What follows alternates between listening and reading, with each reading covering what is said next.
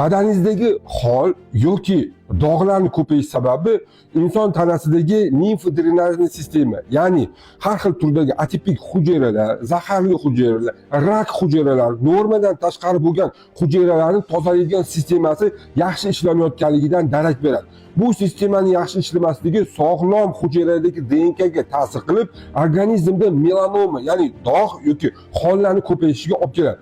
U sharoitida limf drenajli sistemani tozalash eng arzon va sifatli yo'lini o'rgatib qo'ying. Diqqat bilan ko'rib, saqlab oling. Mana bunaqa zo'r choy bo'ladi. Kerak bo'ladi 11 dona namatakka olasiz va 1 osh qoshiq ko'k choy kerak bo'ladi. Uni idishga solasiz, qaynab turgan choyni to'ldirib 1 litr solasizda 20 dan 40 minutgacha damlab qo'yib, shu damlamani kuniga 3 mahal ichsangiz bo'ldi.